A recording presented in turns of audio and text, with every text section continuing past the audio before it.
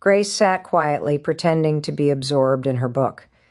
After moments, two maids entered, dragging a food cart, announcing that they brought her meal. They began preparing the table immediately. Outside, Jessie and Joseph were watching, and Jessie commented angrily on their entry without knocking and making all this noise. So, Joseph told her that if he were that worried, she should have stayed in the chandelier room.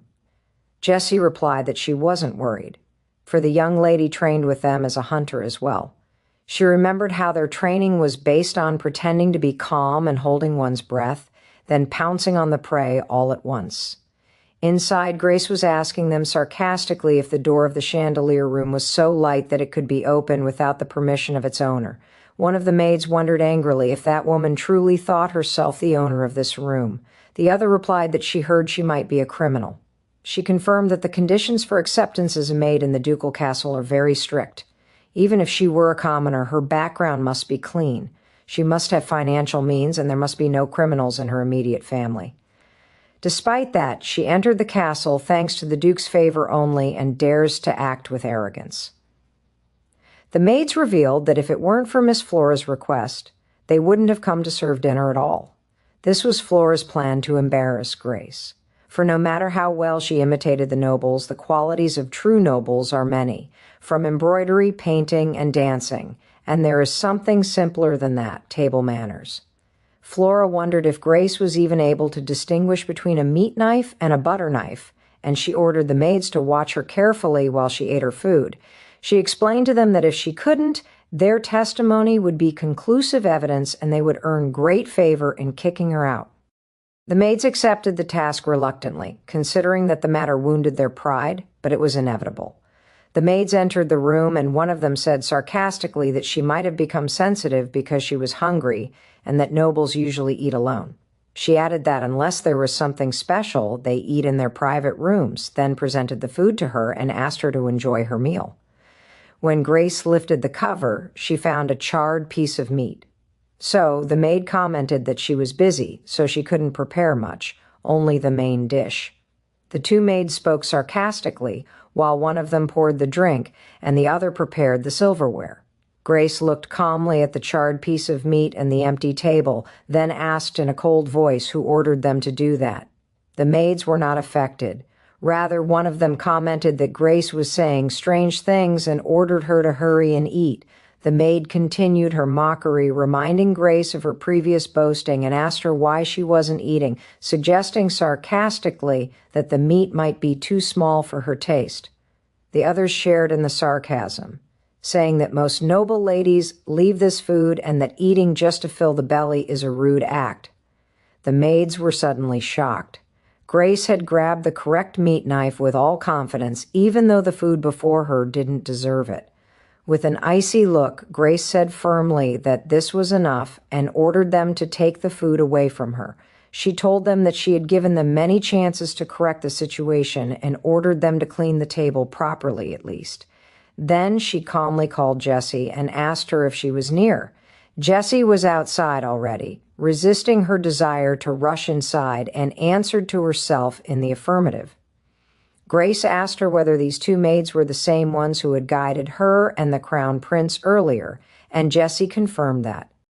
Grace issued her order to Jessie to watch the two maids carefully and find out where they go and whom they meet. Memories returned the crown prince to his childhood, where one of Richmond's loyal men asked him to listen carefully. The man told him that from now on he must live under the name Walter, for this is the only way to survive. He advised him that if he found difficulty in acting, he should talk less and suppress his original personality and hide it completely. The man begged him to survive with his life before the blazing fires swallowed them both.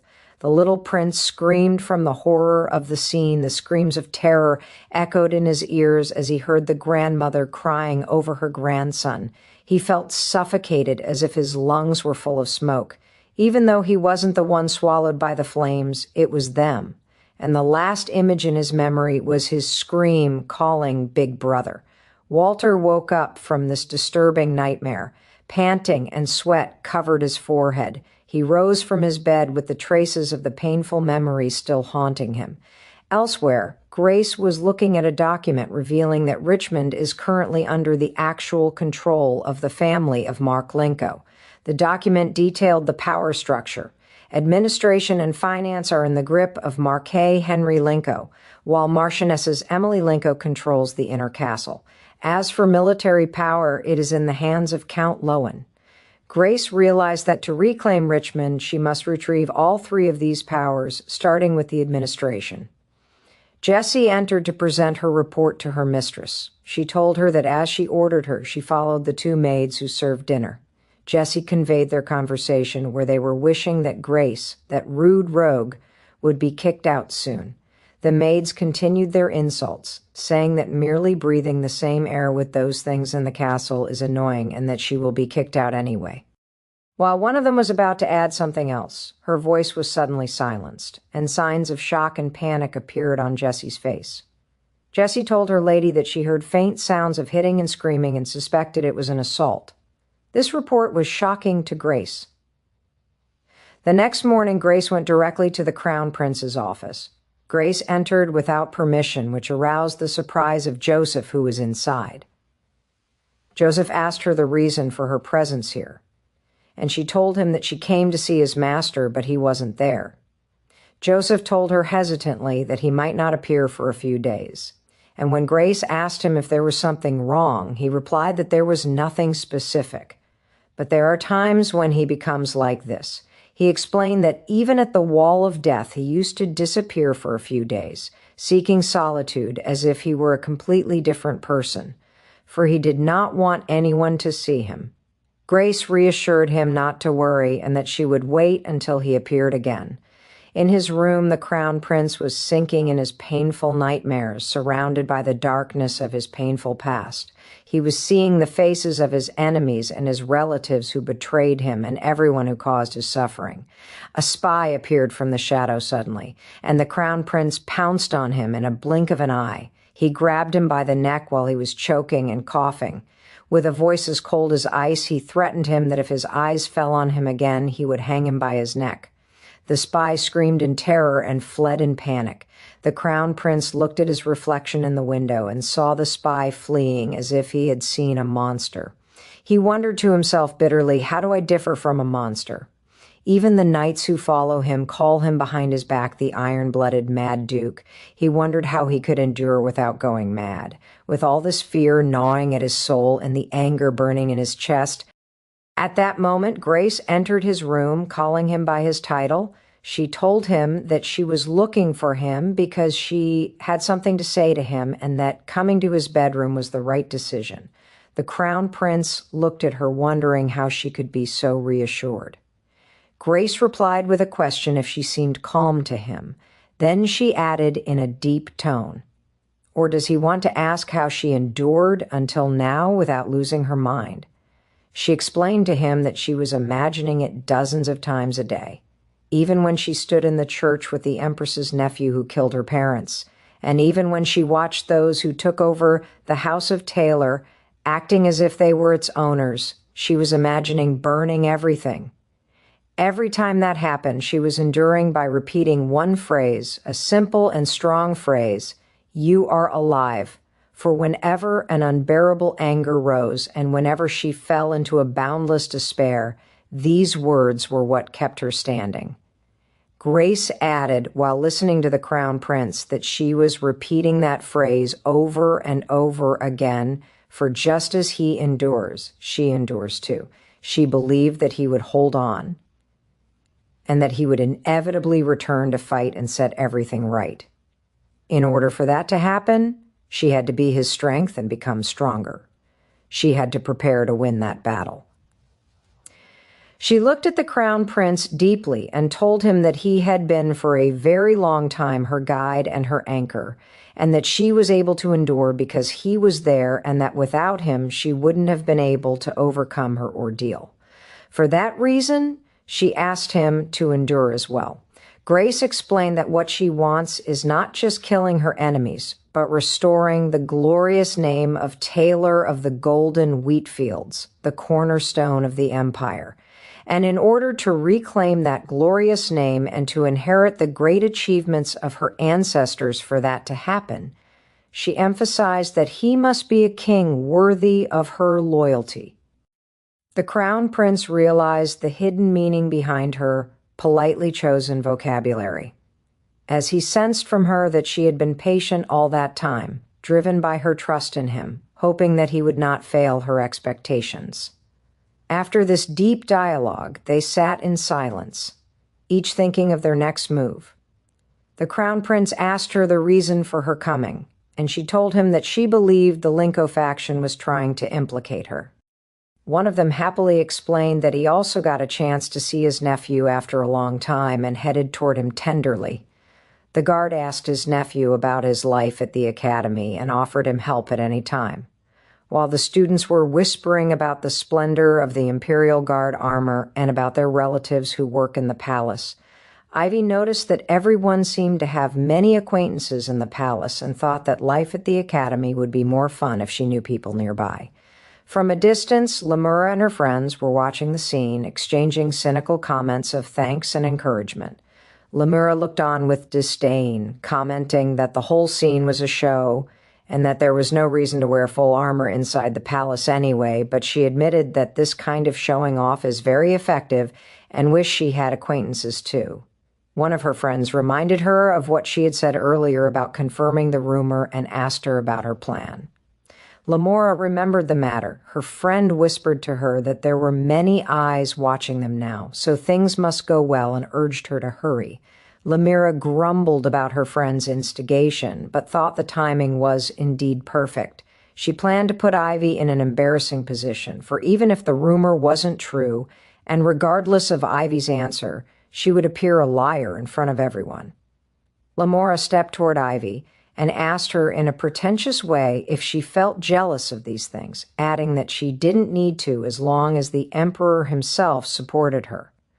Ivy was surprised by her words, so Lemura asked her in feigned surprise if she would deny that she herself had said earlier that His Majesty had chosen her personally. She added that she felt very jealous when she heard that, and wondered if she was lying, suggesting she did so because she had nothing to boast about being from an orphanage. Ivy protested, saying she had never said anything like that. At that moment, the guide interrupted them, asking for silence. But one of the guards stopped her, saying he believed there were some matters that needed clarification.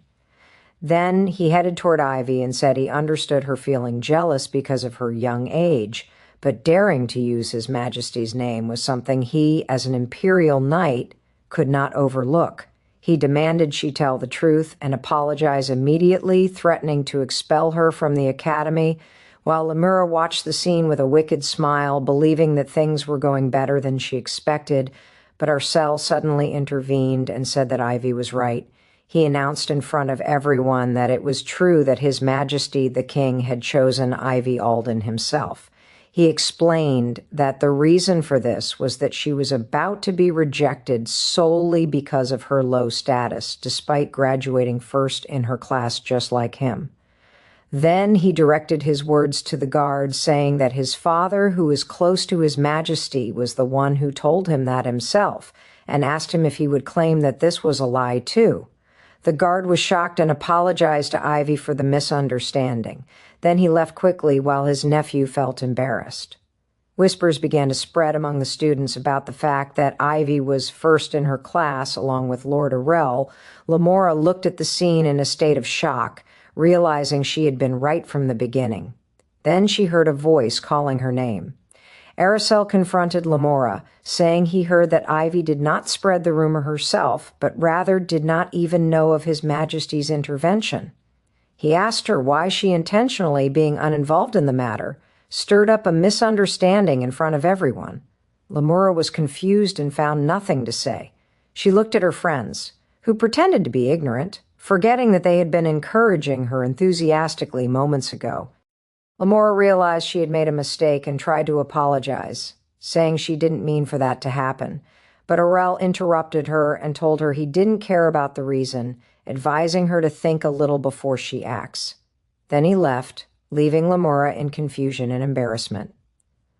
Aurel thought to himself how he ended up helping Ivy again and wondered if she would come to thank him again. He looked at her to find her very happy.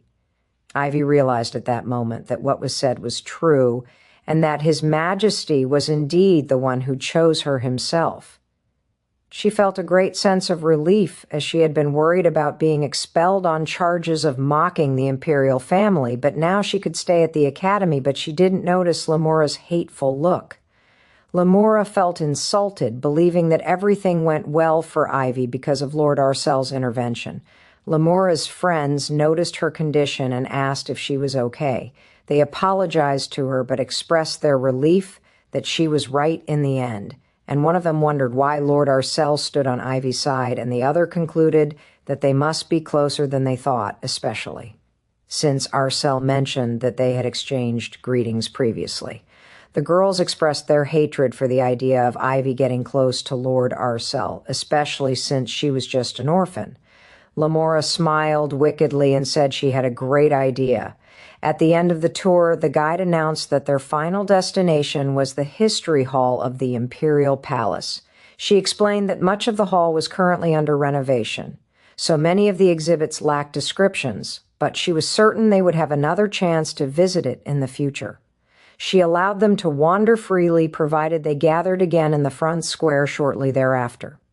Most of the students felt exhausted and decided to take a rest, uninterested in history, but one of the girls pointed out that the gallery of large imperial portraits was located nearby.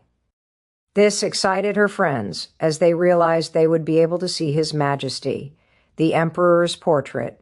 The mention of the Emperor's portrait piqued Ivy's curiosity, too. While the girls were celebrating the success of their plan to lure Ivy, Ivy remembered how the Emperor was practically her savior.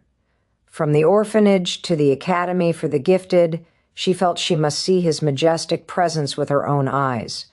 But when she reached the portrait's place, she found it covered, which disappointed her, as she never imagined that work on it was still ongoing. Ivy decided to check out the other exhibits first, since she had arrived here. She wandered through the hall, feeling happy she came, even though the descriptions weren't there yet. A portrait of a girl her age caught her attention. She was as beautiful as a princess, and she wished she knew her name when she returned. Then she suddenly stopped in front of another portrait. It was a portrait of a lady with red hair and green eyes, and she was so beautiful that Ivy had never seen anyone this attractive in her life before. For a moment, she felt enchanted by her beauty. After a while, Ivy realized that the place had become very quiet and wondered if everyone had left without her. She hurried toward the exit, but she found the door tightly closed. Outside, the guide was asking everyone to gather. When the guide, Melody, noticed someone was missing, Irene stopped her, saying she couldn't find her roommate. Melody asked her about her identity, so Irene told her her name was Ivy Alden. She was 7 years old and described her appearance as having pale blonde hair and green eyes and being very small and cute. Melody replied that she knew her well. She asked her where she last saw her, and Irene replied that she wasn't quite sure because they weren't walking together. Melody realized the seriousness of the situation and said that if Ivy was still inside the main palace, this was a grave matter. So Irene asked her why. Melody explained that they would not be able to enter the main palace soon because of the arrival of an important figure. At that moment, the Minister of State, Prime Minister, arrived. The minister scolded the guide angrily, wondering how a child could get lost inside the imperial palace. So the guide apologized for her misjudgment. Then the minister asked what the child who was with the missing girl said, so Melody told him that Miss Ivy had been wandering alone the whole time. The minister's anger increased, and he wondered how no one knew where she was. Melody asked him anxiously if they had to wait until morning to find the child. The minister explained that 7 years ago during the Succession War, tragic events occurred that hardly anyone is ignorant of. His Imperial Majesty lost everything in that conflict. Since then, and to ensure such a tragedy does not happen again, His Majesty has imposed a strict curfew within the palace grounds. For this reason, they cannot search the palace as they please, regardless of their positions, especially since they do not know the child's location. All they can do now is pray that Ivy remains well hidden from His Majesty's sight, because she will inevitably be executed if found.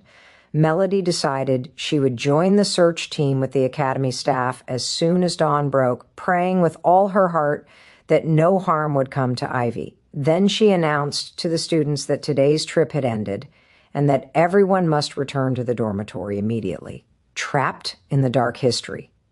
Ivy began knocking on the door and shouting for help. She wondered what happened and if they closed the doors for the closing hour, but she was sure they must have noticed her inside. She tried to calm herself down, convincing herself that the guide must have realized her absence by now, and that all she had to do was believe and wait. With the onset of darkness, the portraits hanging on the walls began to look scary. This sparked Ivy's fear. She decided to move toward the faint moonlight. She found a slightly brighter place and sat there to wait. She tried not to look at the scary portraits, but she was surprised when she noticed that one of the portraits was not scary at all. She decided to wait calmly, confident that they would come to look for her, but the cold began to creep in. In the meantime, in the student dormitory, Luska was complaining about tiredness and asked Aurel if he had heard Ivy's news.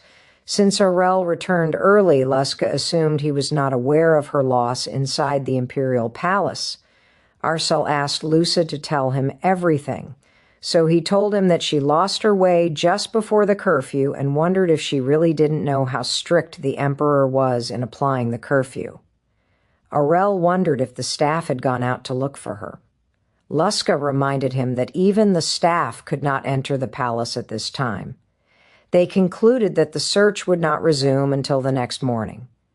Arcel felt anxious, thinking that a small child trapped in the palace all night might leave a permanent psychological scar.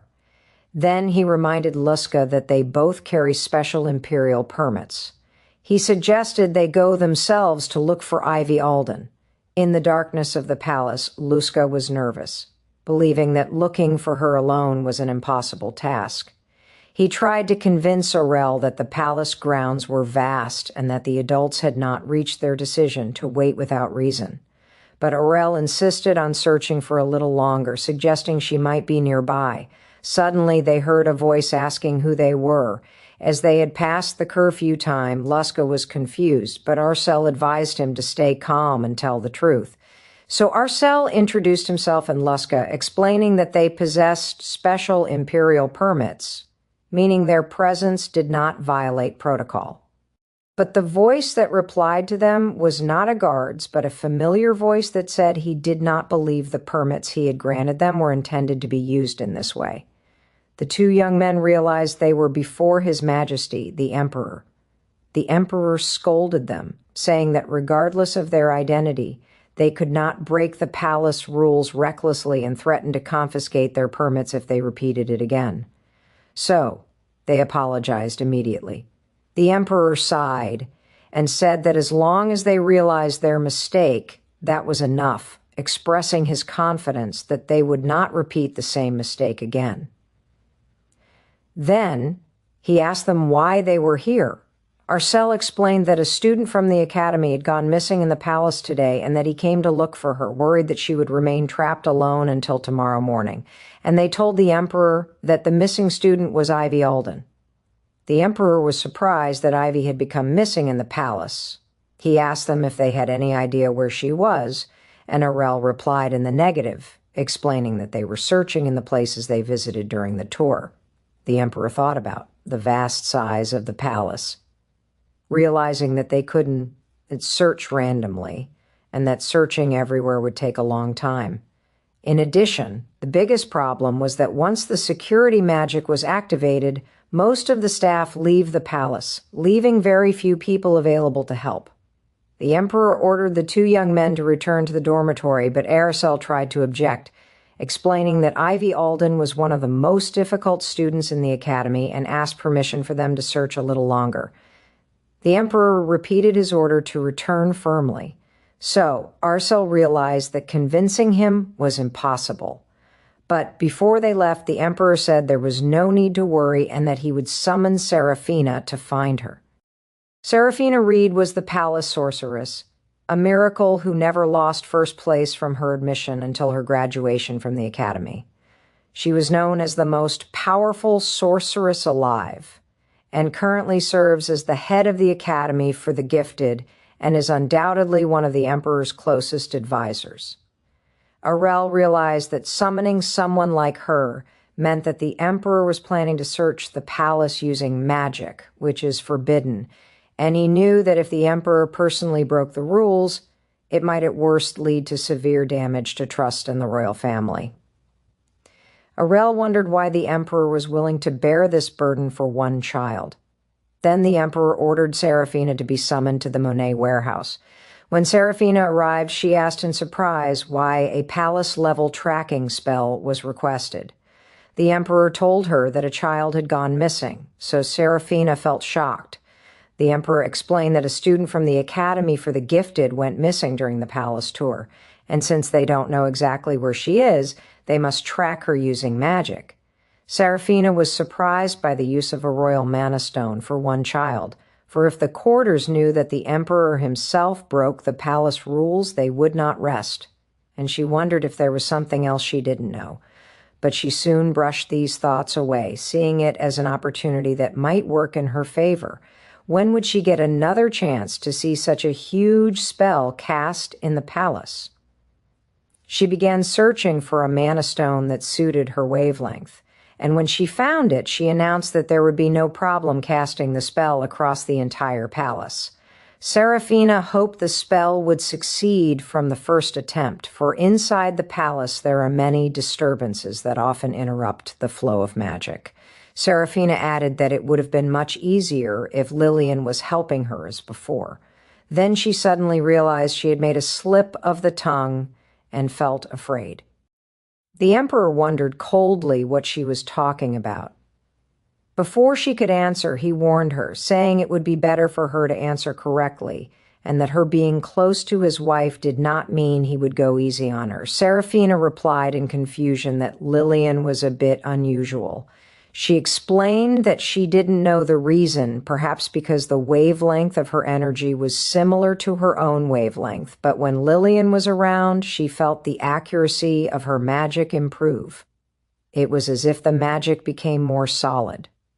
She wondered to herself why she hadn't realized this important fact until now. Then she told the emperor that Lillian asked her not to tell him that. She added that she wasn't sure why, but perhaps because she had been called a witch all her life. She wanted to hide the fact that she possessed unusual powers, and that she didn't fully understand how to use these powers herself. Serafina tried to change the subject, saying she must return to the main palace quickly because she was worried about the child too. So the emperor ordered her to go and get ready. Serafina felt relieved that the situation ended without incident. In the meantime, Ivy was sitting alone in the dark, feeling cold and hungry. But she tried to strengthen her resolve, convincing herself that this was nothing compared to what she suffered at the inn. She remembered the harsh words of the innkeeper, who always reminded her that she avoided living as a beggar because they picked her up after she was abandoned in the forest. The woman was always asking her whom she should listen to, and Ivy would answer in fear that she should listen to the inn owners. So the woman would order her to go and clean the stable manure. She remembered how one of the customers felt sorry for her, but the woman would rudely silence him, asking him to pay the costs of her upbringing if he cared about her. The shovel was too heavy for her, and she knew that if she didn't finish her work, there would be no dinner that night. Once she fell on the animal manure and screamed in fear. When she returned, the woman scolded her because of the foul smell and ordered her to sleep in the barn and go the next day to clean herself. When she asked about her dinner, she threw a piece of bread on the ground for her. Ivy remembered that although most people felt sorry for those living in an orphanage, for her it was like heaven. She didn't have to work to exhaustion all day, and meals were served 3 times a day at set times. The food was not stale bread or watery porridge, but warm, well-cooked food. Ivy felt that her meeting with the director was truly good luck. Suddenly, she heard a strange sound and noticed a bright light creeping through the window. She wondered if it was a ghost and felt afraid as it approached. She had never seen anything like this before, but she heard a gentle voice telling her it was okay and that it was looking for her. She turned toward the portrait of the lady with red hair and felt as if she heard a voice. It was a gentle voice speaking as if it were soothing her. Because of this voice, she felt that everything would be okay. At that moment, Serafina was casting the spell and succeeded in finding Ivy's location. Serafina informed the emperor that Ivy was in the Imperial Palace History Hall near the portrait room. Soon they arrived there and knocked on the door, calling out for Ivy Alden. The door opened to reveal Serafina and the search team. Ivy stepped toward them shilly, asking if Serafina was a faculty member and apologizing for missing the gathering time. Serafina picked up the little girl in wonder, surprised by her tiny size. Then she placed her hand on her forehead, noticed she had a slight fever, and attributed it to the coldness of the place. She apologized to her if the flash of her magic had frightened her. Then she suggested that she think about becoming a sorceress because she felt a great compatibility between their wavelengths. At that moment, Ivy felt dizzy from the many questions. So, the attendants called out to Serafina, addressing her as director. Serafina explained that they had to return to the academy first and then they could talk.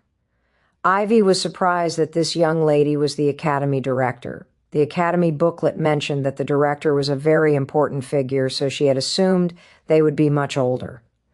Serafina carried Ivy in her arms, told the two young men to go back and get some rest, and said they would deal with the rest tomorrow. While she was carrying her, Serafina noticed Ivy's strange look and thought she might be wondering how they found her so quickly.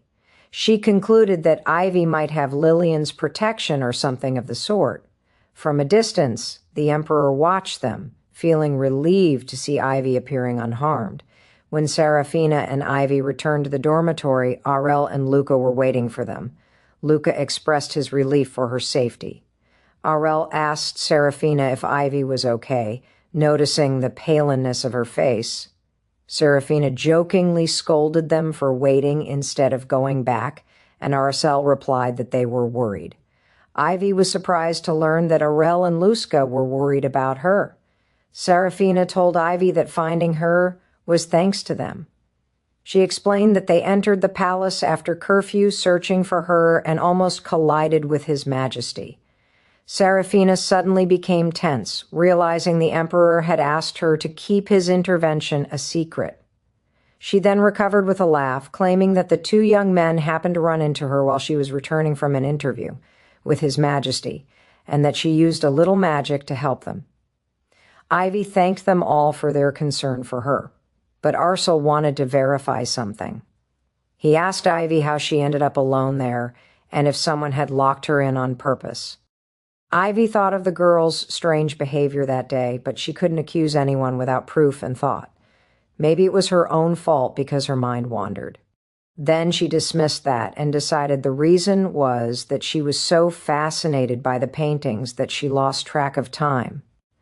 Aurel asked her again if she suspected anything else, and she replied in the negative. Serafina interrupted Aurel's questions, saying that was enough. She noticed that Ivy's hand was slightly swollen, so she decided to treat it first. Using her magic, Serafina treated Ivy's swollen hand. Ivy thanked the director for everything she had done for her that day. Serafina assured her that the dormitory was nearby and she could return on her own and that the swelling would disappear within a few days. Ivy waved goodbye to the two young men. After Ivy left, Aurel asked Serafina if she truly believed Ivy was locked in by mistake, and she answered no. She announced her intention to start searching for the culprit the next morning because the incident could have escalated into something more serious, and severe punishment was the only option. Upon returning to her room, Ivy felt relieved and decided to take a bath and prepare for bed after a long and exhausting day, but she was surprised to find a sandwich and a glass of milk on her table. She wondered if the director had left them for her and felt overjoyed because she was hungry. While she was eating, she decided to thank her the next time she met her, unaware that her roommate Irene was watching her with a smile from behind the door. The next morning, Luca was complaining of tiredness, hinting that their sneaking into the palace in the middle of the night was the reason, to which Arl replied that he was the one who insisted on playing after they returned. Luca grumbled that Arel always had the last word. Arel silenced him and whispered to him to lower his voice. Arel noticed Lamora and her friends sitting nearby, wondering what to do, believing that as long as Ivy returned safely, it was fine. But one of them expressed concern that Ivy would tell someone what happened, especially since they were the only ones who went to the portrait room, while the other justified their action by saying they were also deceived by Lamora. Arel surprised Lamora's friends with a greeting, then approached them and asked if he could sit with them. They welcomed him enthusiastically. Arel said he imagined everyone was shaken by the big commotion yesterday. He added that it would be good if the matter passed peacefully, but since the director had discovered it, he feared it would turn into a major case. His words raised their anxiety, and they wondered if that meant there might be disciplinary action that could go as far as expulsion. Arcel expressed his dissatisfaction with the idea of someone being expelled because of a commoner girl, and said that for this reason he wanted to help as much as possible. Then he asked them to tell him anything they knew about what happened. He swore in the name of the Kalin family that he would protect them.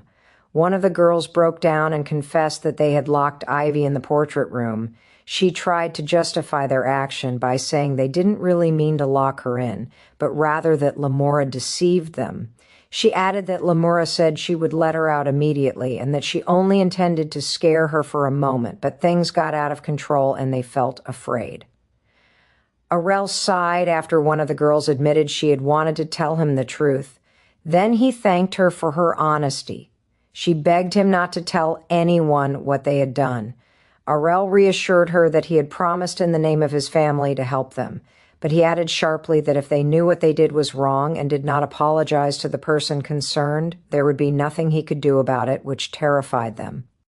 After Arcel left, Luca followed him and asked if he had discovered the identity of the culprit. Arel replied yes, confirming it was the girl he suspected. Luca asked him what he planned to do now. Arel answered him with another question, asking for his opinion. Then he said with a cold expression that he would return the favor nicely. Later, while Lamora and her friends were sitting together, Arcel interrupted them and directed his speech toward Lamora. He asked Lamora if he could speak with her privately for a moment. His request surprised her friends, who wondered if they were close. Lamora shilly agreed. When they went out, she asked him what he wanted to say. Arel told her that one of the staff members said they were keeping something she had lost and offered to take her there himself. Lamora was excited by the idea and asked him if it would bother him, and Arel denied it, explaining that he was the one who initiated the offer and must take responsibility and drop her off. She happily agreed and left the matter to him. Lamira wondered to herself what she could have lost, but she didn't pay much attention to it. She told Arel that she doesn't usually lose her things, and asked him if something like this had ever happened to him before. He answered her coldly, "Who knows?" Lamora felt the strangeness of his cold response, but she soon convinced herself it was just her imagination. Then Arcel told her they had arrived. He opened the staff room door for her and asked her to enter. But as soon as she entered, she felt the place didn't look like a staff room. Arel closed the door behind her, much to her panic. Lamora began knocking on the door, begging Arel to open it. Arel asked her from behind the door if this situation seemed strangely familiar. Then he advised her to confess her mistake sincerely if she didn't want to remain trapped there. Lamora denied that Ivy's disappearance had anything to do with her, claiming she actually tried to stop the others. Aurel realized she was lying until the end, so he decided it was useless and said goodbye. Lamora screamed after him, begging him not to go, but he left, and she sat on the floor in shock, wondering if he had really left her. There was no one on her way here, so she realized she might be trapped forever. Fear began to creep into her as she sat alone in a dark and quiet place. She didn't want to be alone. Lamora broke down and began screaming, confessing that she was wrong and that she was the one who asked them to lock Ivy in. She begged, crying for someone to let her out. The door opened suddenly to find Ivy standing before her. Lamora wondered in confusion about Aurel's whereabouts. Lamora accused Ivy of doing all this. She accused her of pretending to be innocent and then using Aurel for revenge. She shouted in her face, saying that even if they were both commoners, they were on completely different levels, and she raised her hand in anger to slap her. But before she could finish, Serafina's hand stopped her firmly. Lamira was surprised to see the academy director. Lamira tried to defend herself, claiming it was all a misunderstanding, but Serafina asked her how she explained what she had just confessed. Lamira remembered her confession to Aurel that she was the one who ordered Ivy to be locked in.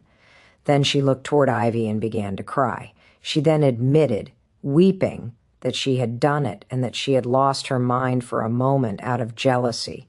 She explained that she only intended to tease her a little and never imagined things would reach this point. Then she grabbed Ivy's hand, confessing her mistake and begging her to forgive her, promising never to do anything like this again. Lamora pleaded with Ivy to pardon her, but Ivy answered with a refusal. She explained that because of Lamora, she was locked in a cold and dark place for a long time, and if the director hadn't found her quickly, she would have suffered serious consequences. Serafina remembered that when she thought about it, she found it strange that Ivy, who was locked alone in a dark place, did not have any trace of tears on her face, for most children would have cried and called out for their parents. Ivy told Lamura that the director taught her that if you know something is wrong and still do nothing, it is no different than doing wrong yourself. She added that although Lamura knew what she was doing was wrong, she did nothing until the end. For this reason, Ivy announced that she would not forgive her, which left Lamura in shock. Then Serafina intervened, saying it was time to impose the punishment. Serafina told Lamora not to be afraid, for her punishment was simple. She must sincerely apologize to Ivy every day until Ivy forgives her. Lamora was shocked and asked what she meant by that. She rejected the punishment, saying she preferred to receive negative points or any other penalty. But Serafina told her there were no other options and that her punishment would increase if she refused. Lamora found no escape but to run away. Serafina sighed, saying she'd hoped the matter would end peacefully as Ivy wanted, but she never expected Lamura to run away just because she didn't want to apologize. Meanwhile, Aurel asked Ivy if she still hadn't changed her mind about forgiving the one who harmed her and keeping the matter a secret from the other children. Ivy confirmed that her feelings hadn't changed. She explained that this was the way the director always acted. The next day in the cafeteria, Ivy was the center of everyone's attention. Students were whispering about her being the child who was lost the day before and that the Imperial Palace was in a state of chaos because of her. Ivy felt uncomfortable from all these looks. She decided to take her food and move to a quiet corner. While she was taking a sandwich, Lamora suddenly appeared before her. Ivy wondered if she had come to apologize, but Lamora took a sandwich and left without saying a word. Ivy felt disappointed, but thought she might still need some time, remembering that the children in the shelter also took time before they apologized. While she was looking for a place to sit and eat her food, a girl asked if she could sit with her. Ivy agreed immediately and was shocked when she recognized her. She realized that this girl was her roommate, Irene. Ivy was surprised by her presence and asked her if it was okay not to eat with her friends. Irene replied that she wanted to talk to her today Because they hadn't spent much time together despite being roommates, Ivy strongly denied that it was uncomfortable for her and apologized for raising her voice unintentionally, explaining that she was so happy that she couldn't help herself. Irene told her she understood and asked her to eat first because she looked hungry. Irene thought to herself how cute Ivy was. On the day of admission, Irene's friends were wondering about the identity of her roommate, expecting she would be at least of the same status. Irene entered her room and was impressed by it. Then she thought the garden might be better seen from the next room. When she entered the other room, she saw a small uniform hanging.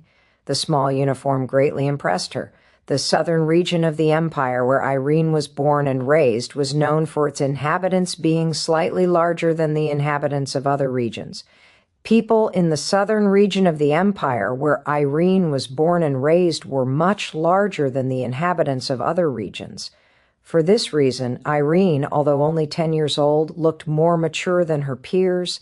Southerners, upon seeing small children, tended to spoil them excessively. Irene herself, as the youngest in her family, was always beloved. But perhaps because of this excessive spoiling, she was a troublemaker, to the point that her father once scolded her for sending Roman's second son to the hospital again. Her sister asked why she did it after hearing that she punched his face and kicked him between his legs. Irene justified her action by saying the boy was the one who kicked her first, then lifted her skirt, so she made sure he wouldn't dream of doing that again. This confession sparked the anger of her father and sister. Her father called for her older sister, Eunice, and explained to her that if they beat him hard enough that he wouldn't dare show his face again, and made sure he wouldn't work properly either, the problem would be solved. Irene was shocked by the thinking of her father and sister. Her father noticed she was causing more problems than usual lately, making everyone fear her. After discussing the matter as a family, they decided she needed a new environment. He gave her an acceptance letter from the academy. Her sister told her she was the one who submitted the application for her, which angered Irene and made her feel betrayed. Her sister explained that she might feel she lacks nothing, but she needs friends and a network of relationships in the capital. Her sister replied that friends are relationships, and entering the academy would kill 2 birds with 1 stone. Her sister reminded her that she was now 10 years old and must start acting like a member of the Terran family. This meant one must fulfill their role for the family that gathered enormous wealth and power through trade. Its children must follow a precisely calculated path that suits their abilities and status. Her father reminded her that she hated linking her name with the crown princess rumors and that this was a good opportunity to clear those rumors herself. Rumors had spread that she aimed for the position of crown princess after attending only one social party, a suffocating position she did not want, even if offered. For these various reasons, she ended up in the academy, somewhat against her will. Events returned to Irene's room where she was contemplating the tiny uniform and thinking that she would be living with a small child, feeling that her roommate must be wonderful. Meanwhile, her friend noticed that someone had already claimed this room. When her other friend entered, she saw Ivy's simple clothes, and her friends wondered how a commoner girl dared to be Lady Irene's roommate. Then her eyes fell on Ivy. She heard one of her friends say that Lady Irene's roommate had arrived and that she seemed very small. When she knew her name was Ivy Alden from Ilam City, she felt overjoyed by her cuteness and tiny size, but she maintained a neutral facial expression, then suddenly noticed how thin she was. Irene noticed that Ivy's hair was dry as well and wondered if these were signs of mistreatment she had only heard about in stories, and if so, she felt she must help. So she asked her if the orphanage she stayed in starved its children. Ivy strongly denied it, asserting that their director would never do that, and that she was truly kind and wonderful. Irene was shocked by Ivy raising her voice and thought she lacked basic manners, which made Ivy realize she might have said something wrong. Irene's friends intervened and scolded Ivy for raising her voice, demanding she apologize immediately, but Irene stopped them, saying she was the one who should apologize. She felt suffocated by the presence of many people in a small place and decided to go out to breathe some air. Her friends offered to accompany her, but Irene went alone, leaving Ivy behind. Irene thought to herself that she would apologize to Ivy later, but the next day, Ivy went missing during the tour, and Irene didn't get a chance to explain properly. She felt guilty, believing that everything was her fault and that she hadn't paid enough attention to her roommate. And at this rate, she would never have any friend. In the cafeteria, Irene called Ivy and said she wanted to apologize to her. She apologized for rushing to conclusions about the orphanage, explaining she heard bad rumors and misunderstood, and that she never meant to insult the people who truly cared for her. Irene apologized sincerely. Ivy told her that honestly, whenever people heard she lived in an orphanage, they always pied her, and every time it hurt her feelings, for the director was always doing her best for them. Irene wondered how much pain she caused Ivy and felt she might not be forgiven. But Ivy smiled and told her she was the first person to ever apologize to her and thanked her very much. Irene was deeply touched. Ivy also thanked Irene for yesterday's meal. Irene asked in shock how she knew. Ivy told her that one of the staff members told her that she asked about her in a hurry after hearing she was missing. Irene admitted she was really worried after her disappearance and afraid that something bad had happened to her. She commented that Ivy was small and cute, which caused her confusion. Ivy thought to herself that she had thought Lady Irene was noble and mature, like a princess from fairy tales. She realized she had this side as well. The two continued to laugh and exchange conversation for a while until Luca and Errol arrived. They suggested eating with them. Ivy welcomed Errol warmly.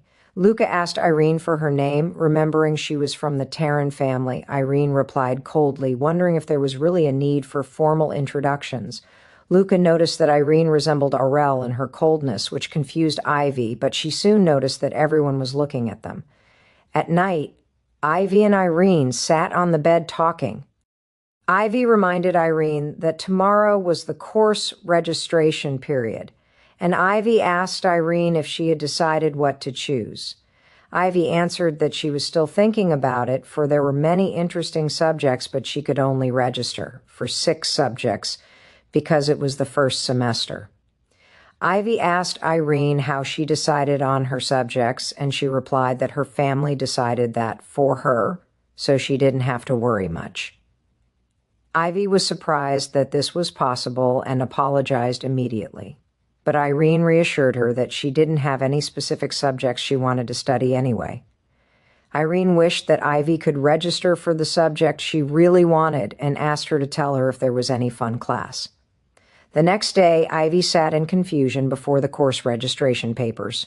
There was a lot to decide for just choosing one semester, and she discovered that there were more interesting subjects than she had thought, like Introduction to Imperial Philosophy, which wasn't available in middle school, and Understanding Ancient Languages. But she thought that instead of just fun, it would be better to choose subjects that would help her earn a lot of money after graduation. But she hesitated, fearing the director would be sad if she only learned subjects that helped in employment. So she decided to choose 3 subjects she wanted and 3 subjects that would help her earn money. Only the mathematics subject remained. And since it was a compulsory subject, there was a very large number of professors to choose from. So she decided to think about this later. After the school day ended, the teacher reminded students not to forget to register their subjects. In the cafeteria, Lamura was sitting alone, grumbling that she was eating alone every meal, and that even the children had started to avoid her now. She decided to eat quickly and return. At that moment, she saw Ivy sitting with Irene, Errol, and Lusa, and they were laughing together. While Ivy felt overjoyed eating with them, but Lamora was watching her from afar with anger, thinking that she was walking on eggshells every day because of someone and that that seat should have been hers. She couldn't continue living like this, being pushed aside. To solve the situation, she decided she needed to find Ivy Alden's weakness. Lamora planned to catch Ivy, either by catching her trying to get close to the professors or by catching her bragging about her relationships with Lord Arcel or Lady Irene, for she was sure that this is what a commoner girl with no connections would do. After silencing her, she would ask her to switch rooms with her, then naturally build a friendship with Lady Irene. But while she was lost, in her dreams, she saw that Ivy had collided with someone and fallen. Irene's friends looked at her with disdain, wondering why Lady Irene even cared about this ugly orphan and that she should treat her like a maid.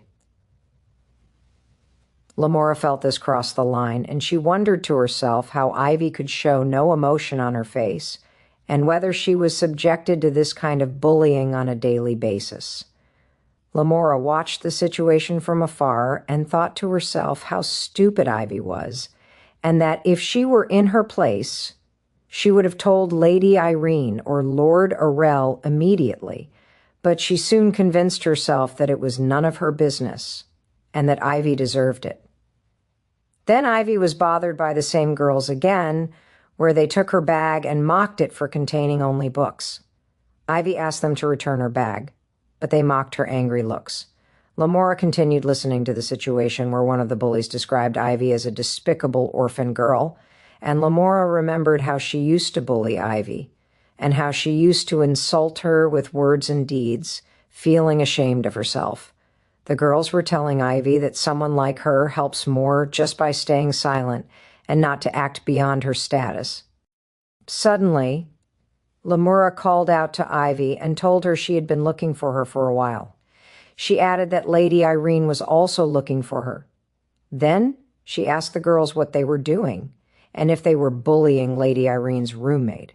They denied it, of course, and claimed they were helping her after she fell on her own and returned her bag to her. Then they left quickly. Ivy thanked Lamora for her help, but Lamora answered her coldly to save her thanks, and that she couldn't stand seeing her being pathetic. Lamora scolded her for standing silent, saying, "That is why nobles look down on them even more." Ivy explained that compared to bullying in middle school, this was nothing, and that if she responded, the girls would get angry again. Remembering how her director scolded the children who threw stones at her, she added that she endured it because they were Lady Irene's friends. Lamora called her a fool. Then she warned her of those children from now on, adding that if she continued to be subjected to disdain, it would reflect negatively on her as well. Then she left. Ivy felt happy holding her bag, for it seemed that things might work out with Lamora soon, and that she could worry less now. Then she remembered she hadn't registered her subjects yet. She still hadn't decided on a mathematics professor, so she simply decided to choose the professor at the top of the list, sure that they were all wonderful people. When she went to submit her papers, the teacher asked her to put them in the drawer and wished her to enjoy the classes that would start soon. On her way back, she heard two students grumbling that mathematics was a compulsory subject. When they arrived to submit their papers, one of them was surprised when she saw that someone had registered for the mathematics subject with Professor Mullis.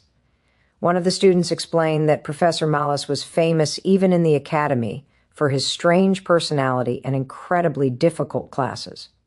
Her friend ruled out that anyone had actually registered with him, suggesting it might be a writing error.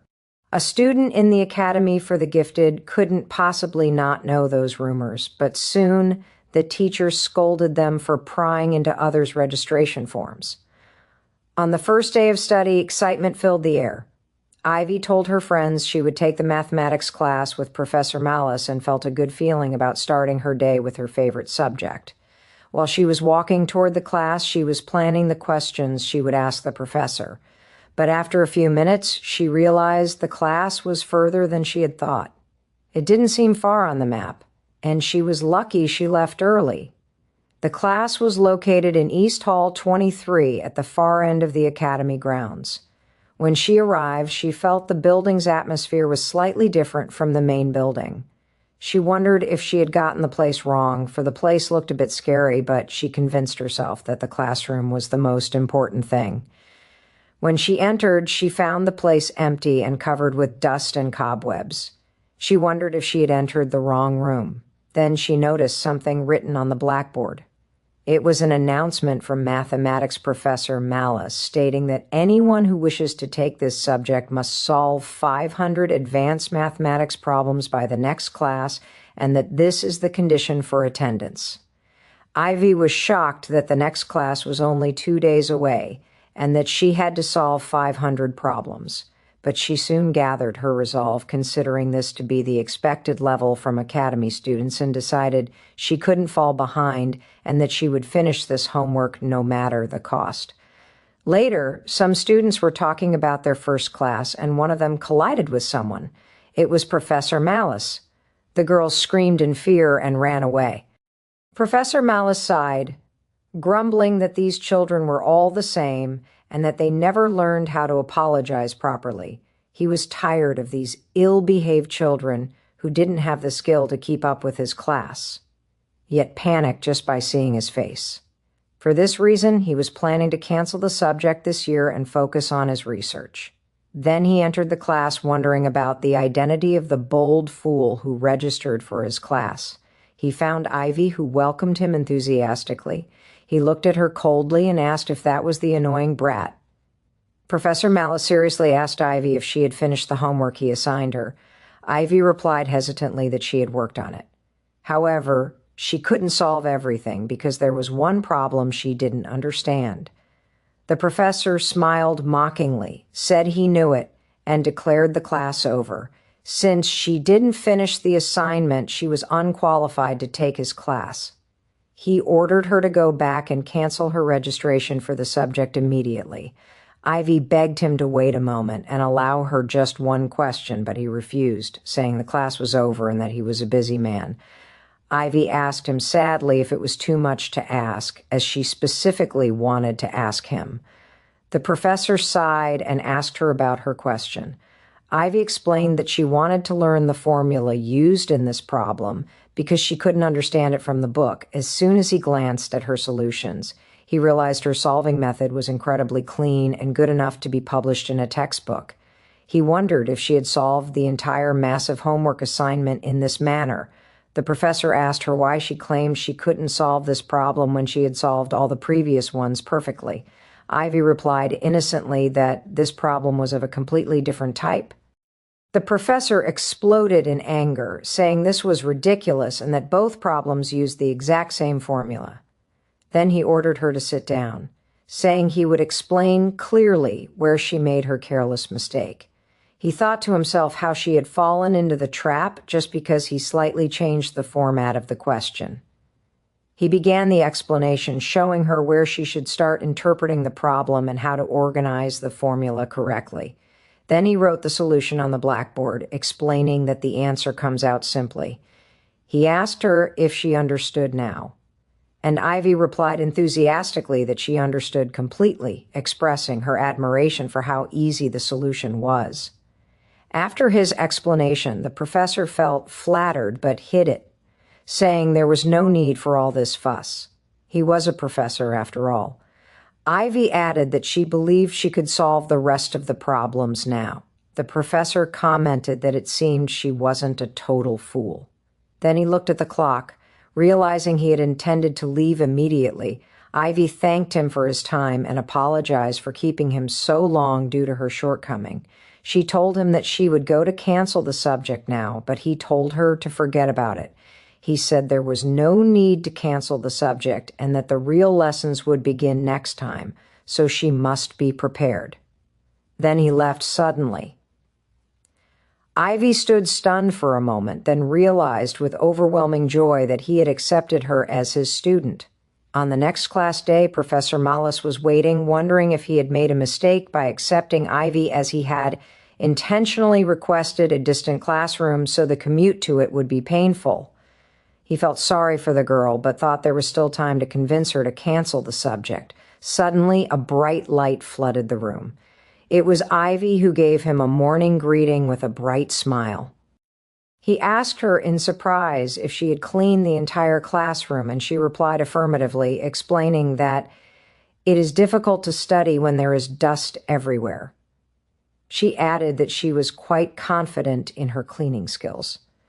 The professor thought to himself that he knew she wasn't an ordinary child, but to have this much passion for his class after she released the spiders that were living there outside was remarkable.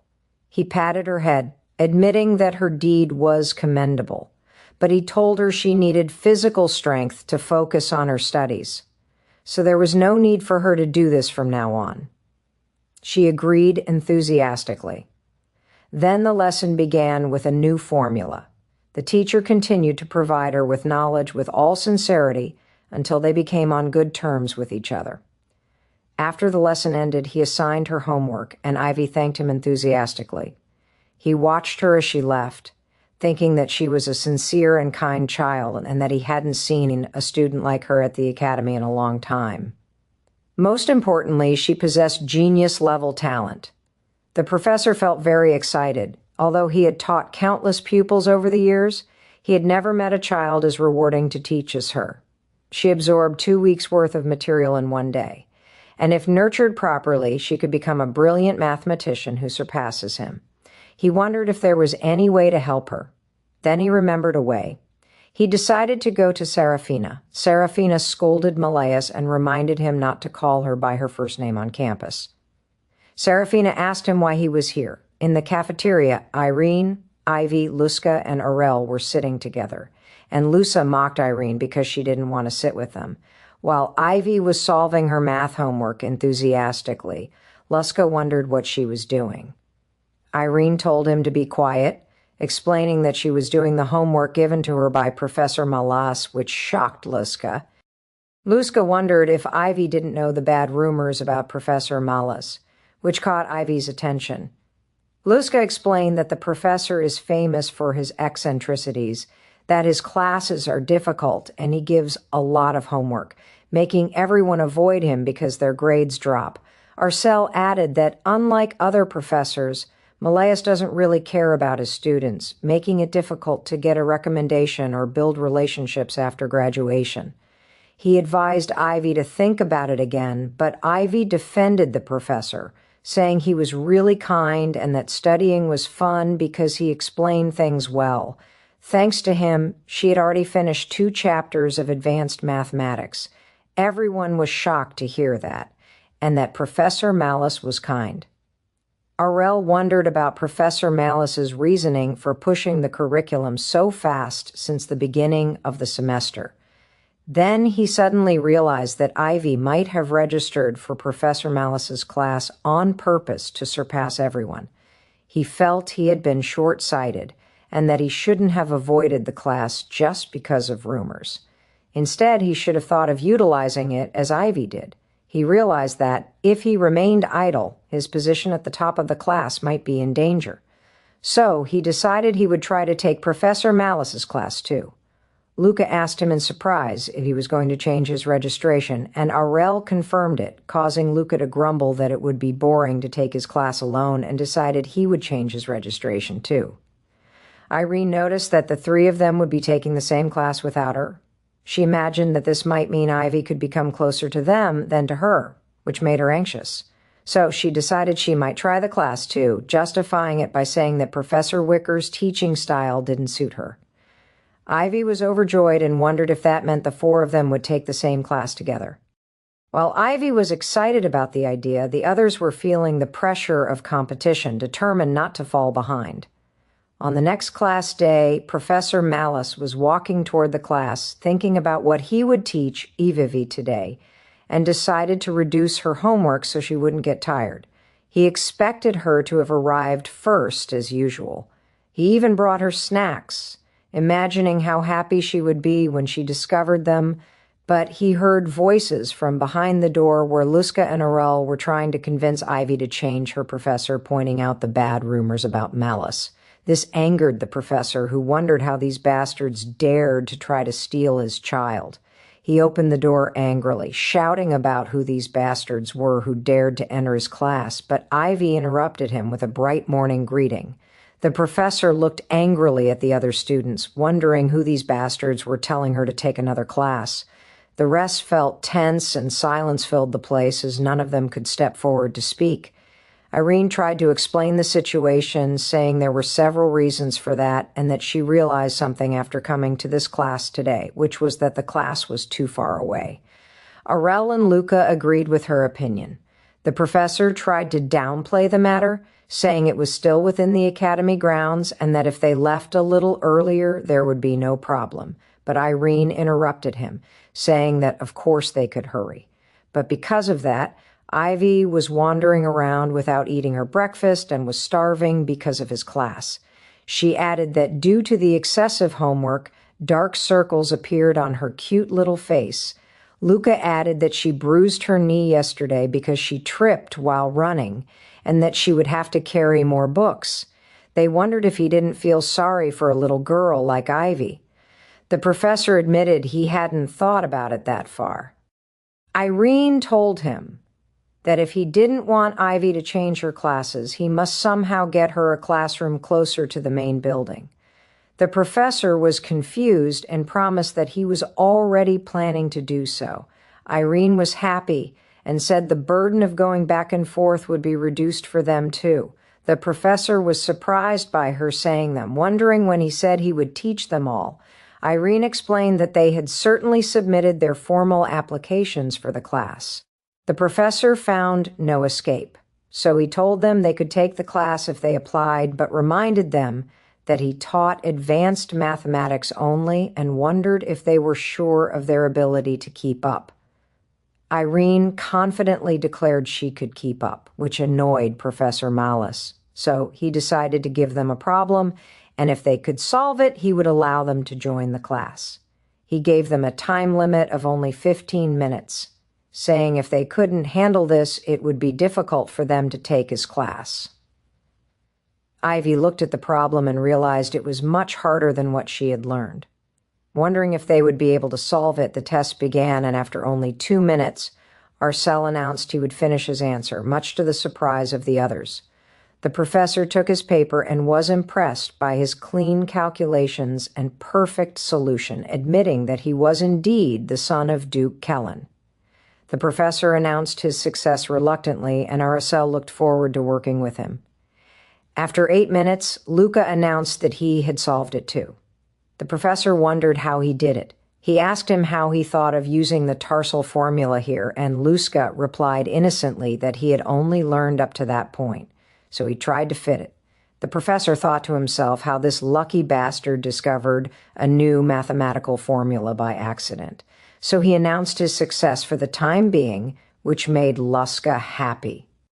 Ivy looked at the remaining time and realized that less than 5 minutes were left.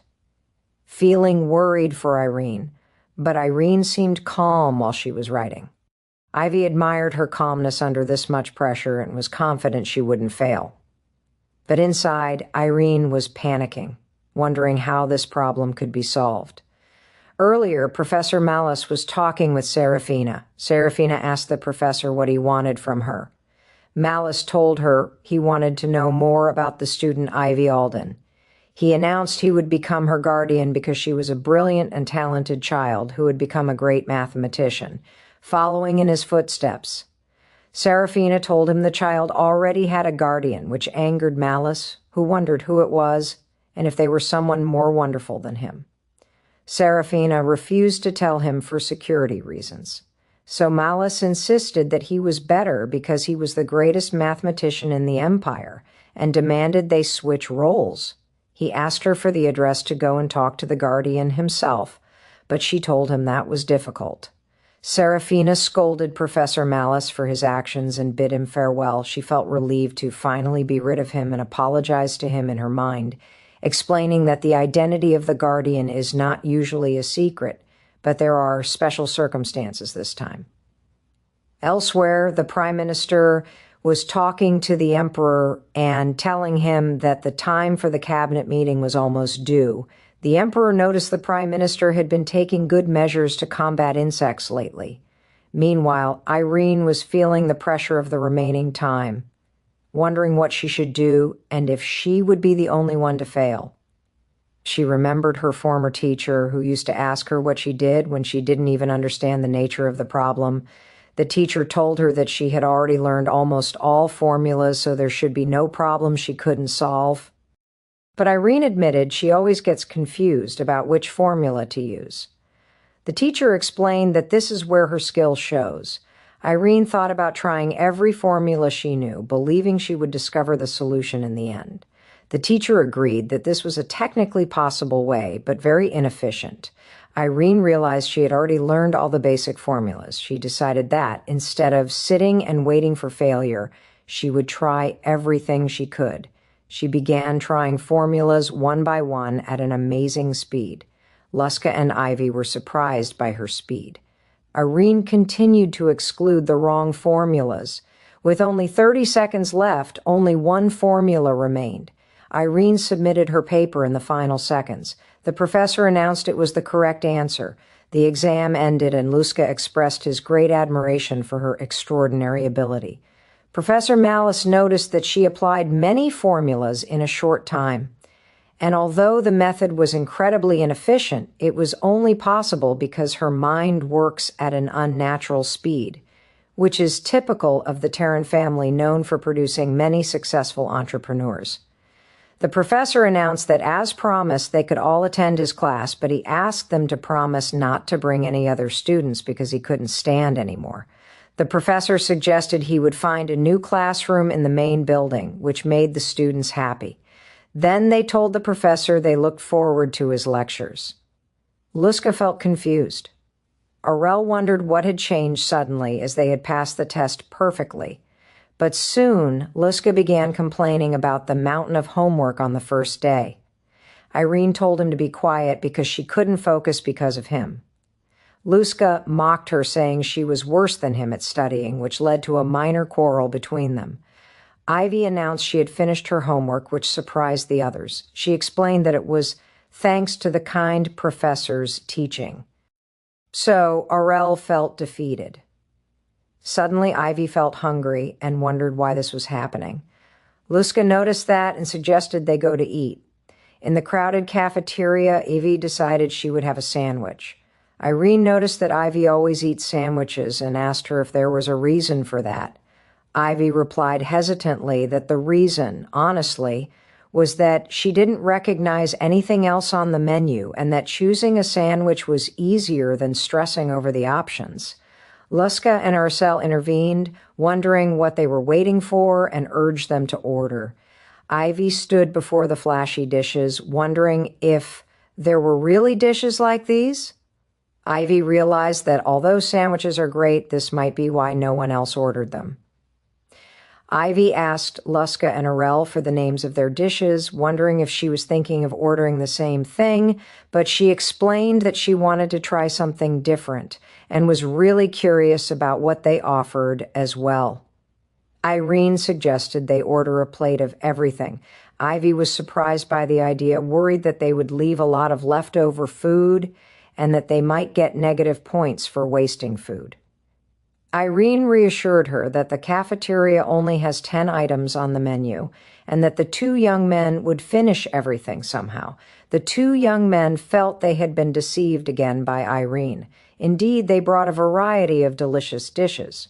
Irene asked Ivy which dish she wanted to try first. Luska recommended the traditional Western dish, while Aurel suggested the lamb steak with herb butter. As for Irene, she praised the fruit soup with southern berries. Ivy was torn as to which dish she should taste first. She decided to try Irene's dish, who encouraged her to do so. While Ivy was eating, she found it extremely delicious. It was the first time she had eaten something of this quality. Irene felt happy because it suited her taste and told her to eat slowly so she wouldn't get a stomachache. Ivy noticed that Luska had already eaten 2 plates. Luska tried to teach her something useful, claiming he was the fragile one among them. Then he pointed to Aurel, who had already eaten 4 plates, much to the surprise of Ivy and Irene. Aurel scolded him for pointing at people. The 2 young men continued eating at an amazing speed. Within seconds, they had finished 8 plates between them. Luska asked if they wanted to order more, and Aurel replied with maybe. Then Luska told Arcel that the Duke's sons had invited them for lunch the next day and asked if he would come. Aurel refused, saying it was annoying and that he would stay and eat with Ivy. Luska was angry, accusing him of abandoning him after he only agreed because he kept telling him they needed to communicate more. But Arcel replied that he feels more comfortable doing things in his usual way. Luca denounced Arcel's talk about his usual way, noting that his actions had been truly strange lately, which surprised Aurel, who wondered if he meant him. Luca confirmed his words enthusiastically, reminding Aurel of the long time it took him to feel comfortable with him personally. He added, wondering how now, suddenly he chooses to spend his time with someone else and even does so without his company. But Luska corrected himself with a cunning smile, claiming that maybe he understood the real reason behind Aricel's actions. Aricel became more confused and asked what exactly he understood. Luska was surprised by his question and asked him to think carefully about who Ivy reminded him of. Aurel suddenly and decisively changed the subject, announcing that he would order another dish of creme brulee, leaving Luca in a state of confusion, wondering about the reason for this sudden talk.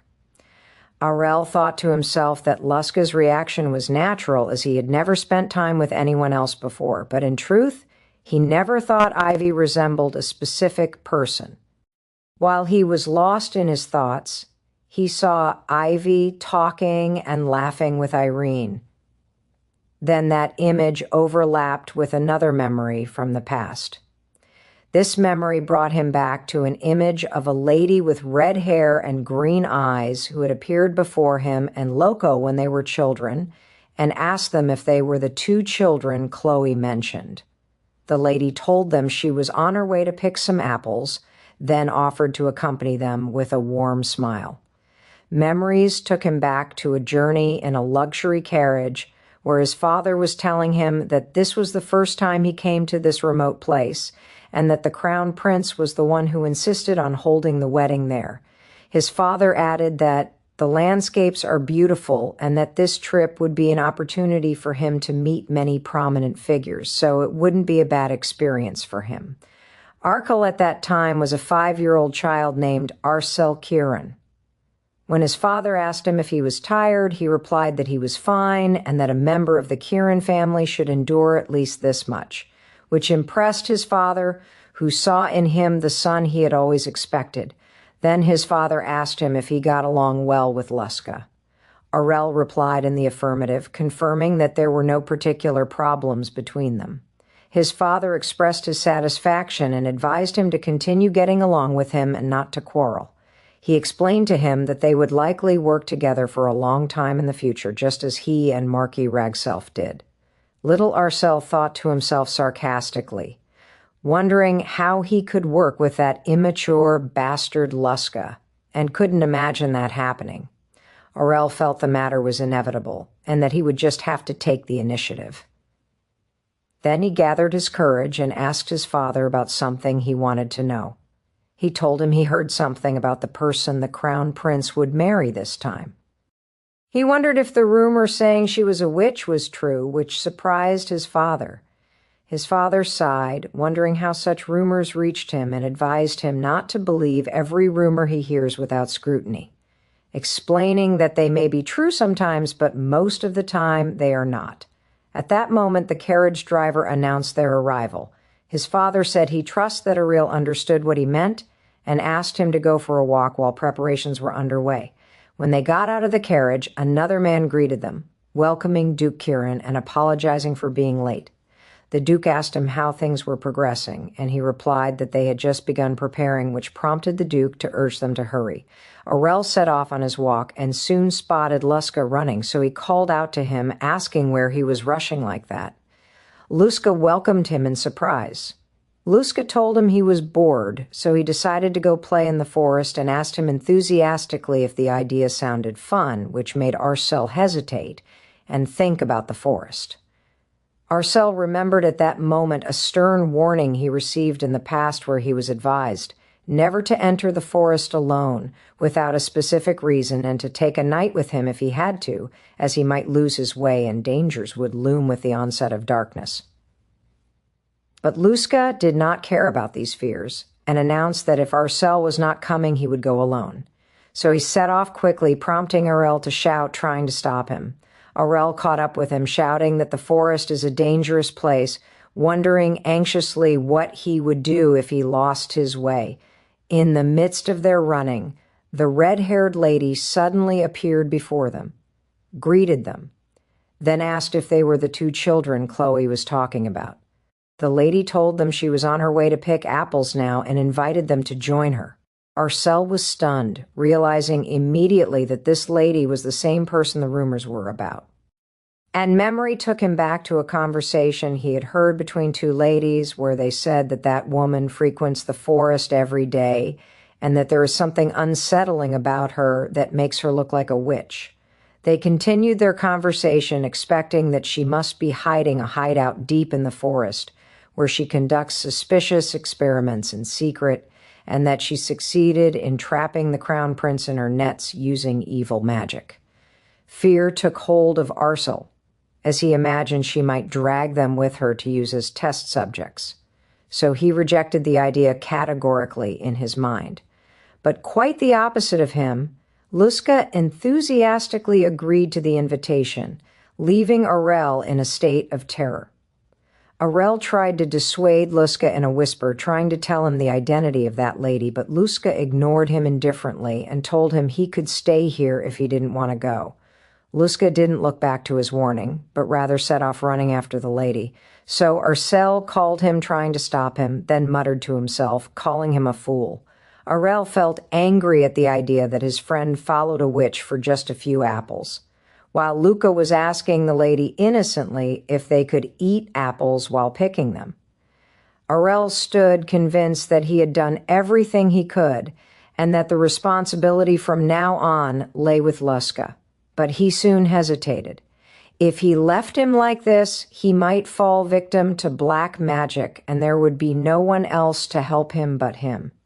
And he remembered his father's words advising him not to quarrel with Luska and to continue to get along with him. So he felt resentful of this situation. Aurel Clear's throat sighed, grumbling that this was truly painful. Aurel decided to follow them from a distance, determined to intervene and save Luska immediately if the witch did anything suspicious. But he was surprised at how far away they already were from him. So he quickened his steps, trying to catch up with them, and heard them exchanging conversation. Arcel noticed something strange. Although he was running as fast as possible, he felt that the distance between him and them was constantly increasing. Fearing he would lose them completely, he increased his speed, but his foot suddenly slipped on the edge of a slope, and he felt surprised for a moment. Arcel fell in pain, and when he tried to get up, he realized he couldn't move and wondered if he had broken something. Suddenly, he heard Luska's voice calling him, and when he raised his head, he found him and the lady looking at him anxiously from the top of the slope. The lady looked at him seriously and realized his injury looked very bad. To his surprise, he found her descending before him gracefully. So, he felt terrified, wondering what was happening, and the thought occurred to him that she might exploit this opportunity to capture him. He felt completely helpless as he sat on the ground holding his injured leg, for he realized he couldn't escape. As she approached him, he shouted in her face desperately, asking her to stay away and calling her a witch. Aurel warned her loudly, announcing he was the son of Duke Kieran, and threatened her that he would tell his father if she approached him any closer. But she didn't stop, so he shouted in panic, asking her not to approach, and closed his eyes tightly while trembling with fear.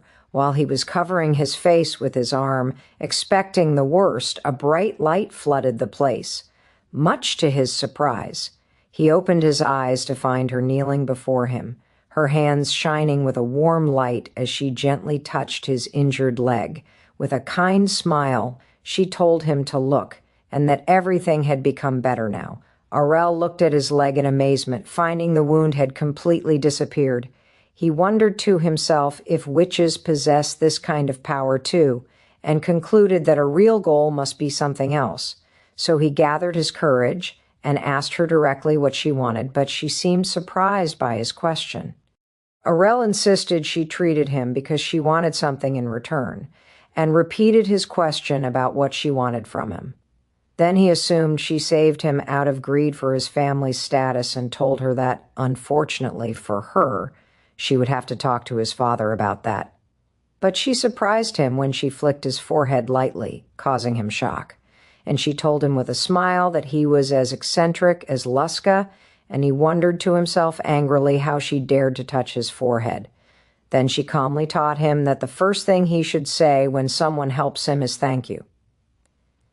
Events returned to the present time where Ursel was smiling slightly, remembering that Lillian was always like that. He admitted to himself that he tried not to think about her as much as possible since he was no longer able to see her, and thought he had succeeded in forgetting her well until now. Suddenly, his thoughts were interrupted by Evie's voice apologizing for accidentally dropping her fork. Luska reassured her that it was okay. Aurel wondered to himself why he remembered Lillian whenever he looked at Ivy and suspected that Luska might have said something unnecessary. Aurel stood up calmly and offered Ivy to bring her a new fork. She initially refused, saying there was no need to trouble himself, but she soon changed her mind and said she would go with him. So Aurel agreed, and they headed together to get the fork. While they were walking, Ivy thanked him for his constant concern for her, and he replied that it was not worth mentioning. Then she stopped and asked him hesitantly about something she wanted to know. Ivy asked him directly why he was so kind to her. Her question surprised Aurel, so Ivy explained that she was just curious and that she realized he was kind to everyone. But this question brought him back to that distant memory again, where Luska was running happily, declaring he was first.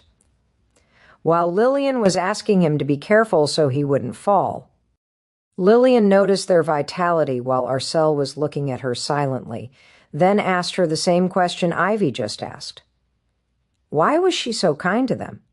He admitted to her that they believed the rumors and called her a witch. Lusa teased him, noting that he was the only one who doubted her and even hurt his leg. Lillian laughed at the situation while Aurel was angry at his comment. Luska commented that he didn't know what he did, but she interrupted their quarrel, saying she actually knew the reason. Then Lillian placed her hands on their heads tenderly and told them they would one day become very important people to her child.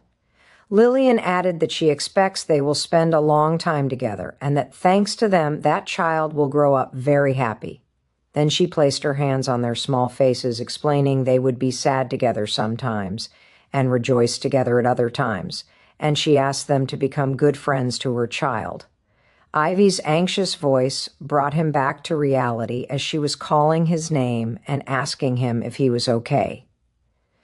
Ivy noticed his absence of mind, so she apologized for her sudden question and told him there was no need to answer if he didn't want to. But Aurel smiled calmly and answered her that the reason was that they are friends.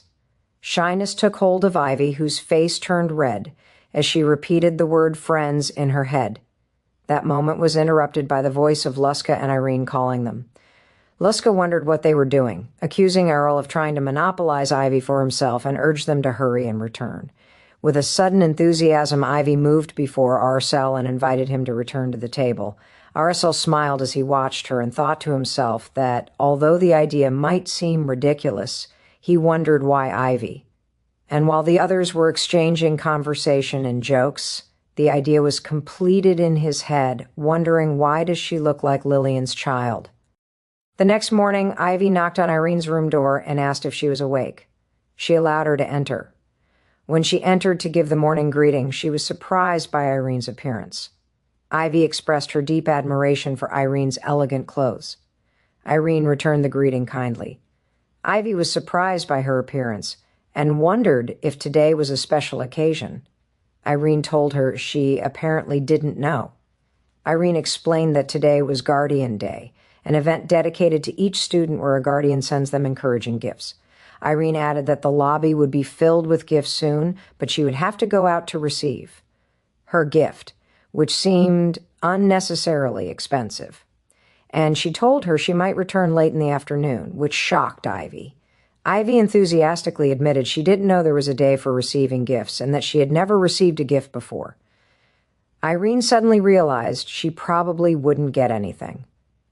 Irene tried to comfort her, claiming the matter is not as fun as it seems, and that the noble's children would just use the opportunity to show off.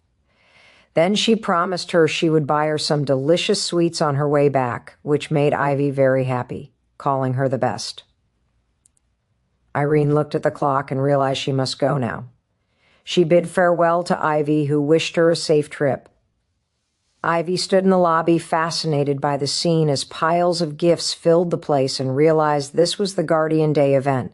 She had never seen this amount of gift boxes in her life before and decided to move forward to see the scene up close. But she heard two students whispering in surprise about why she was here, asserting that she wouldn't get a gift anyway, and that she was spoiling the atmosphere. Ivy's features changed, and she thought to herself that Irene's words were correct, and that she should watch for a bit and then return. At that moment, one of the teachers caught everyone's attention and announced she would start calling names to deliver the gifts. When she called Alicia Lydia, a girl stepped forward enthusiastically to receive her gift, which turned out to be a jeweled pin that impressed the students. While Alicia pretended the matter was not worth all the fuss, the employee continued calling out names such as Hemart Vermula, Jovia Schultz, and Raoul Nestler, and the students stepped forward happily to receive their gifts. Ivy watched the scene with a smile, for even though she was not the one receiving the gifts, seeing the happy faces of the other children made her feel satisfied as well. One of the girls announced that she was going to her room to open her gift. While Ivy was watching her, she heard two other students whispering mockingly, concluding that the girl must be unsure of her gift because she was hiding it, and that it might be cheap. Ivy was affected by this talk, wondering if the girl felt ashamed because her gift was not expensive, and she thought to herself that she would have been happy to receive anything. She felt that she should return now, especially since she had to prepare for tomorrow's lesson. As she turned to leave, she suddenly heard the employee call out the name Ivy Alden. Ivy stopped in her tracks, thinking she had misheard, as her name couldn't possibly have been called, but the employee repeated the question, wondering if Miss Ivy Alden was not present. So Ivy stepped forward, quickly announcing her presence. The employee handed her an elegant pink gift box and asked her to accept it, and Ivy felt her heart rate quicken. She wondered in amazement if this gift was really for her. This was the first time she had received a gift wrapped with such care, and she felt as if she were in a fairy tale. She wondered enthusiastically what kind of gift was inside and decided to return to her room to open it carefully. But on her way, the voice of a girl calling her stopped her. And when she turned around, she found it was the same girl who had been mocking the other student. The girl asked Ivy to hand her the gift, claiming she needed to check something. When Ivy asked her what she was going to check, the girl replied with disdain that the matter was obvious and that there was something wrong. As a poor girl from an orphanage could not receive such a luxury gift, Ivy hesitated, believing that it couldn't be true. The other students began to whisper, agreeing with the girl and wondering if Ivy had taken someone else's gift by mistake, and even doubted the existence of a guardian for her in the first place.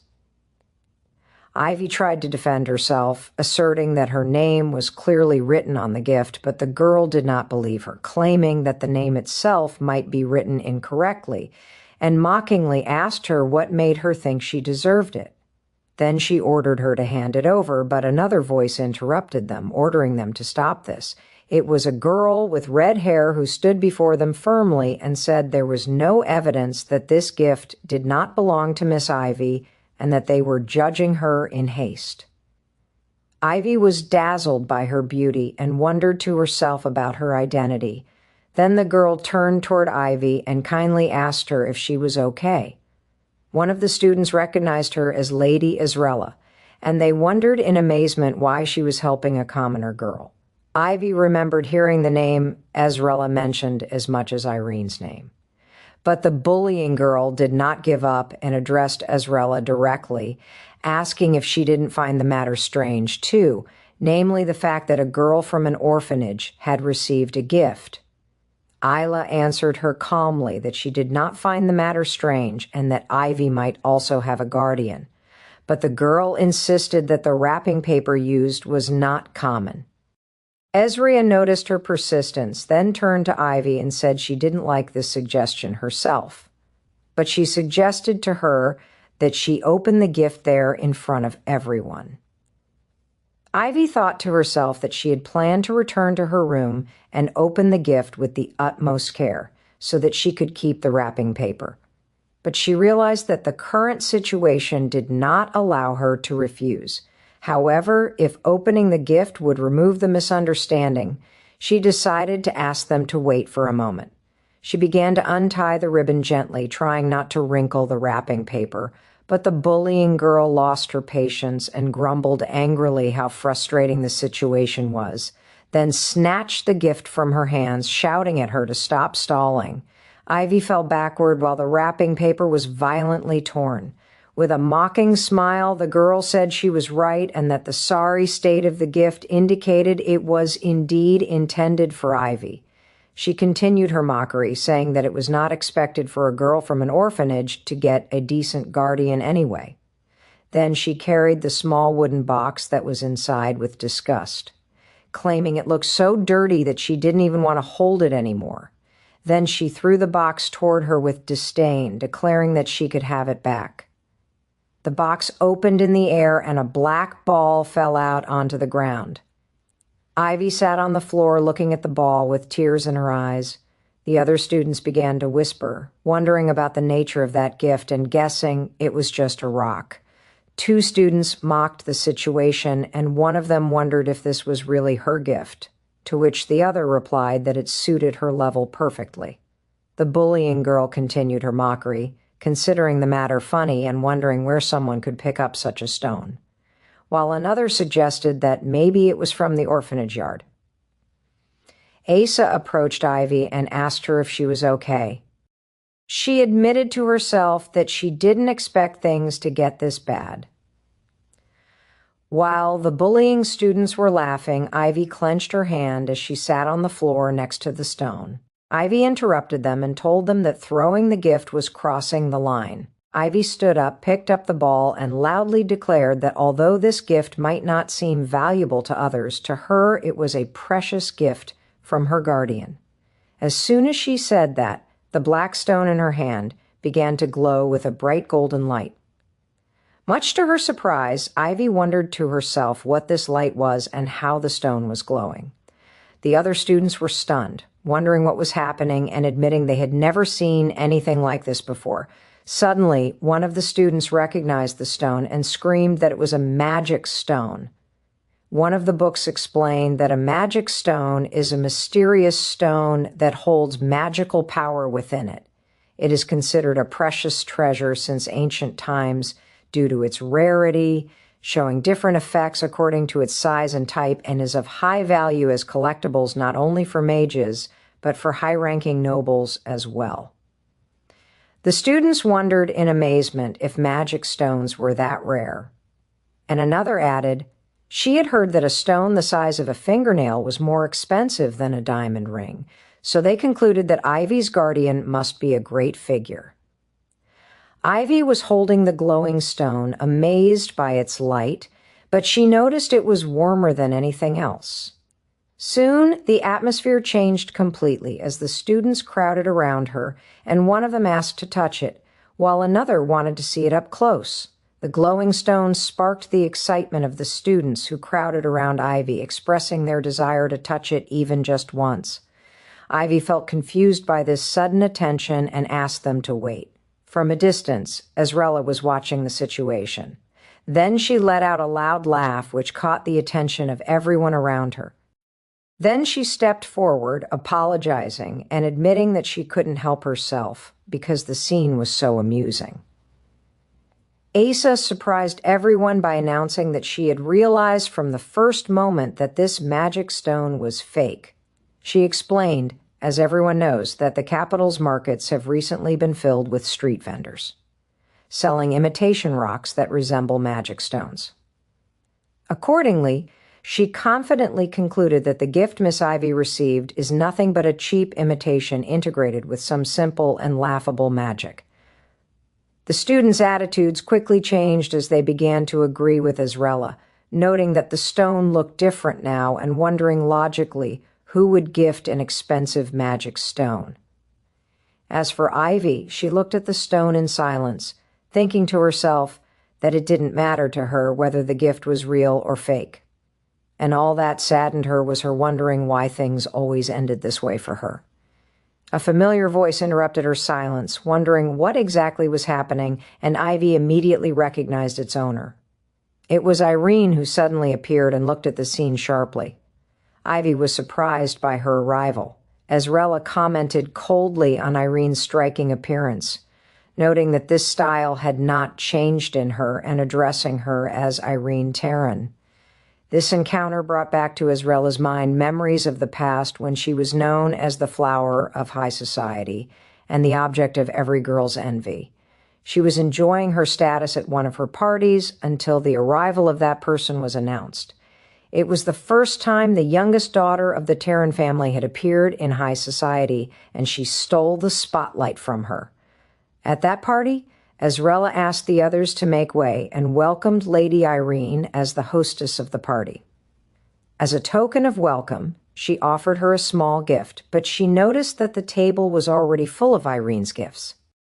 So she took the initiative in a condescending manner to offer to remove those modest gifts, and she revealed her gift, which was a pair of shoes. Ezria boasted that the shoes were a new design from a famous store, and there were only 3 pairs in the entire empire, making them a treasure that could not be obtained. The other girls praised the gift, while Isla asked Irene not to feel embarrassed about accepting it, but Irene replied calmly, saying she was wondering why the shoes looked familiar, as they closely resembled a pair she bought 3 months ago. Ezrella was shocked, so Irene added that this style was already considered old in the South. Ezria did not believe what she heard, asserting that the designer himself had told her otherwise. The students were whispering about Irene's boldness in treating the arrogant Ezrella Clear's throat, expressing their desire to get close to her.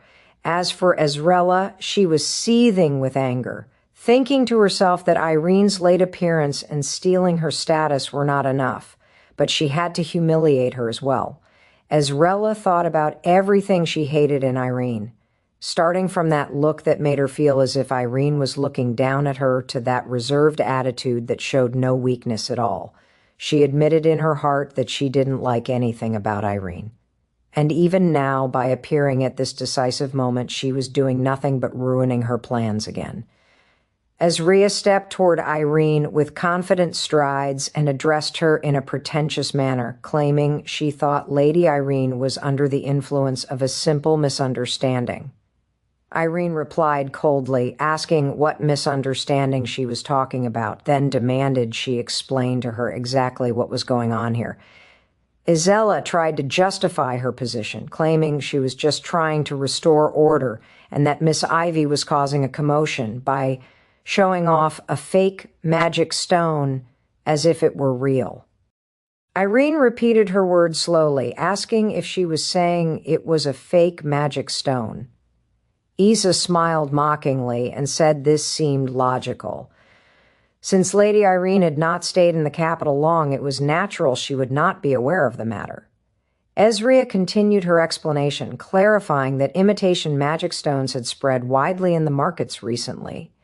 And despite that, Miss Ivy stubbornly insisted her stone was genuine. Then she sighed in a theatrical manner, adding that there were already bad rumors circulating about Ivy's lack of respect for nobles, and that as her colleague, she could not stand by and watch such behavior. Irene looked at Israela sharply and told her that the truly ignorant person here was her. Isla was surprised by her words, so Irene asked her if she had forgotten she was a member of the Terran family. She explained that her family not only deals with the majority of magic stones sold at auction, but that she has been extensively trained in the family's business since her childhood.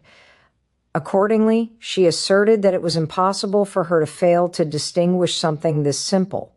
Then Irene swore in the name of her family that what Ivy was carrying was a genuine magic stone. Ivy looked at her with emotion, whispering her name. Then Irene bumped into Azrella coldly and told her that if she had nothing to say, she should step aside gently, then turned toward Ivy and asked her if she was okay. Azrella stood silent in her place while the other students began to whisper, wondering if Lady Azrella had made a mistake. They added that she had acted very arrogantly and cornered Ivy in this way. Azrella did not believe what happened and muttered to herself that this was impossible, wondering how a commoner girl could possess a magic stone.